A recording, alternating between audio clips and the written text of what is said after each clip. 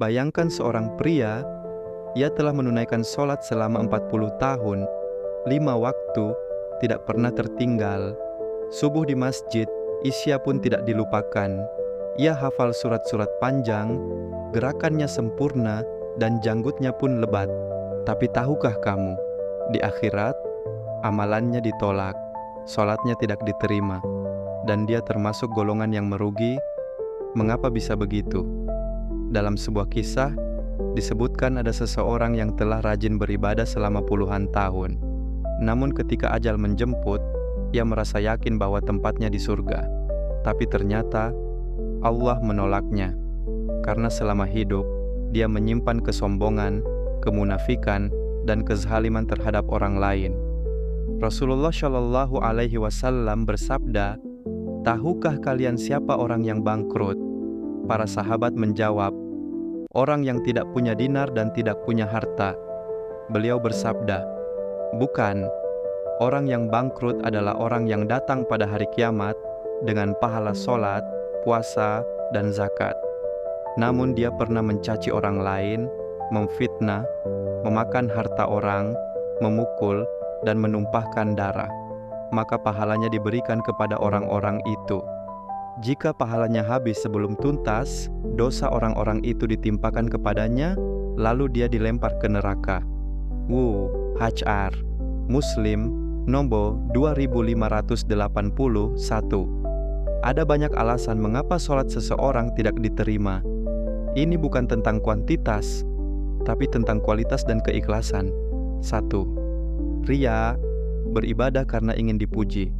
Orang ini mungkin terlihat rajin di mata manusia, tapi di mata Allah, dia beribadah bukan karena cinta dan takut kepadanya, melainkan karena ingin dianggap alim, dianggap baik.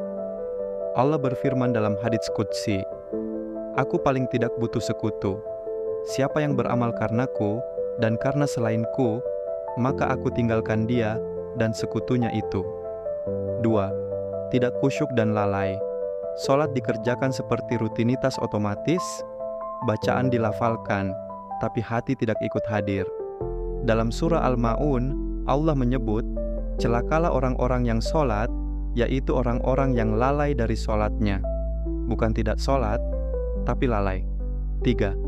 Makanan haram. Makanan dan harta yang haram adalah penghalang utama diterimanya ibadah. Rasulullah bersabda, "Setiap daging yang tumbuh dari barang haram, maka neraka lebih pantas baginya." Gaji dari riba, korupsi, menipu, bahkan uang suap bisa membuat sholat dan doa tidak diangkat ke langit. 4. Tidak menjaga hubungan dengan manusia. Sholat bukan hanya hubungan dengan Allah, tapi juga harus mencerminkan akhlak kepada sesama.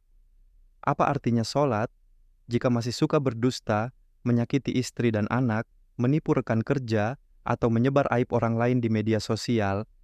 Islam adalah kesatuan antara ibadah dan akhlak.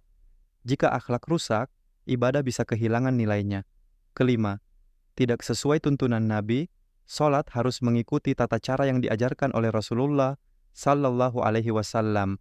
Gerakan yang asal-asalan, sujud terburu-buru, ruku tidak tumaknina, bisa membuat sholat tertolak. Nabi bersabda, "Sholatlah kalian sebagaimana kalian melihat aku sholat, maka jangan hanya sholat, tapi pelajari dan benahi caranya." Sholat adalah tiang agama, tapi tiang itu bisa roboh jika pondasinya rapuh.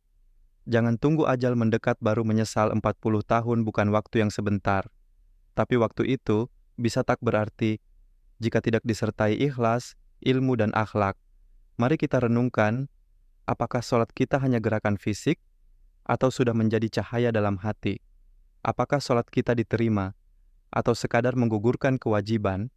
Perbaiki sholatmu, karena ia yang pertama akan dihisap. Jika diterima, maka seluruh amalmu akan ikut diterima. Jangan sekadar sholat, tapi sholatlah dengan hati. Subscribe untuk konten Islami yang menenangkan jiwa. Bagikan jika kamu peduli pada nasib akhirat saudaramu.